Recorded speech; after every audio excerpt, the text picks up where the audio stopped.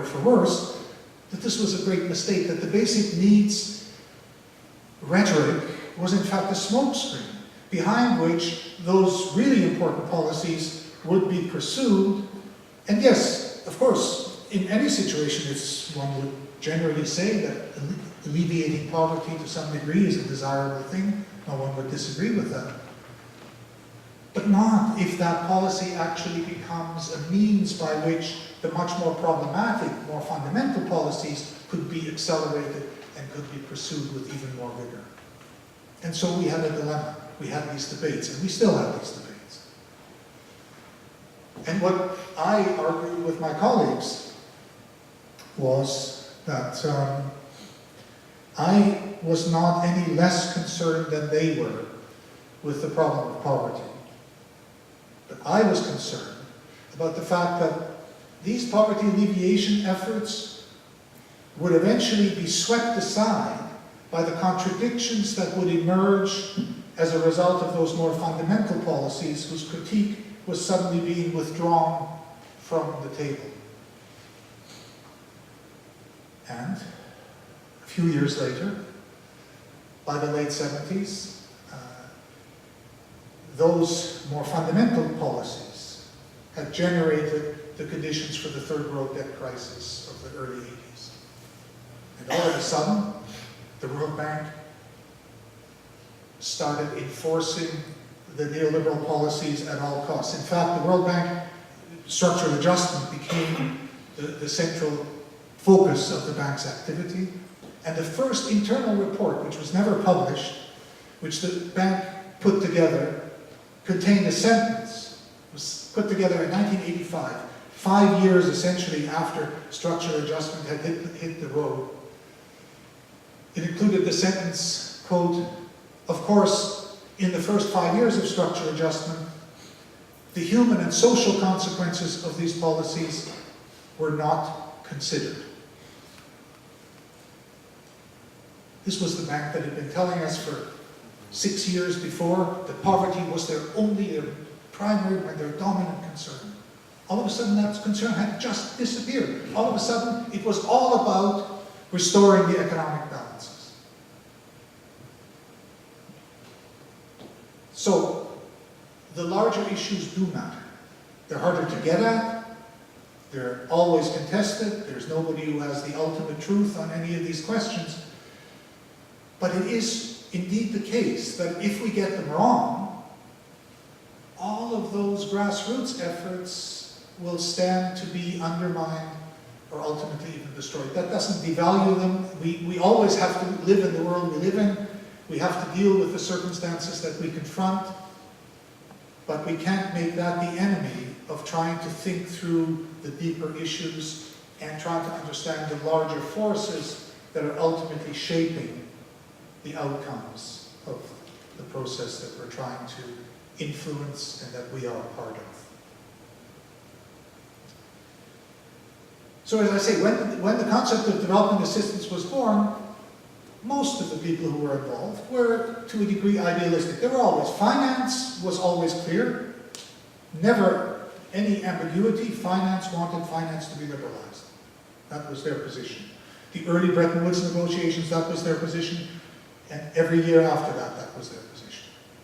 Because they knew, and they have now demonstrated spectacularly, that financial liberalization serves their interests marvelously. So those interests were always there. But there were people, and even governments, that were genuinely concerned to try to use development assistance in a positive way. And here, I think it's important to make one qualification, because in academia, development is sometimes looked at a little bit askance. It's one of those soft fields, and it is vulnerable to those kinds of claims because it is, at a certain level, a discipline that claims to be studying everything. Development, we're studying how societies develop. That includes everything by definition.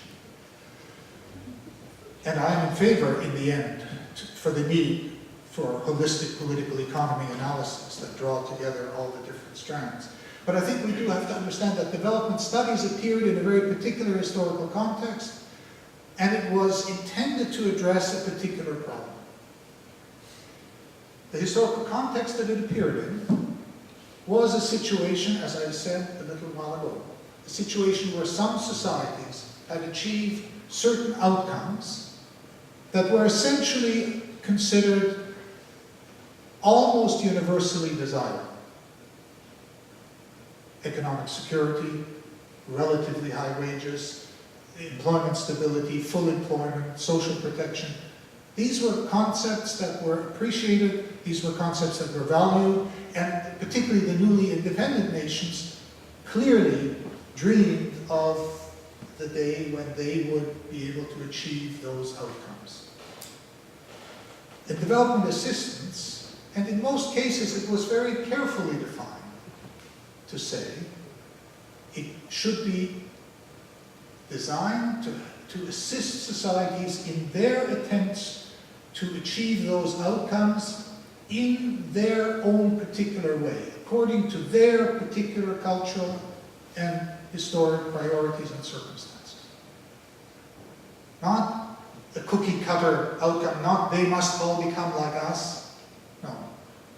In the most positive version of the story, the effort was to be that we, the developed societies, were to find constructive ways of engaging with the less developed societies that would allow them to move towards these objectives in their own way.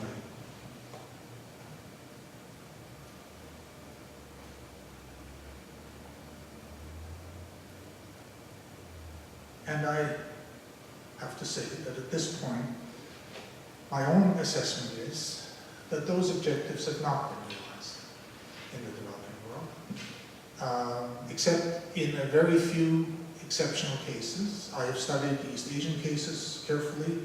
I am now looking at the Chinese case because I'm mesmerized by it. It is both so huge and so powerful. And again, as were the NICs before then, so extraordinarily stable. Just as an aside here, I've gone to innumerable presentations about China, and it's astonishing. The Globe and Mail journalist comes and he tells a relentless series of anecdotes about how China is incredibly corrupt, incredibly disorganized, incredibly illiberal, just one story after another. And at the end of the lecture, I got up and I said, well, I don't doubt those stories are true. China is a very large country. There are many, many problems. Every Chinese would accept that, would understand that. But I said, have you ever given any thought? Or do you have, what ideas would you have to allow us to understand why for the last 35 years this essentially statist communist country has been by far the most successful economy in the world?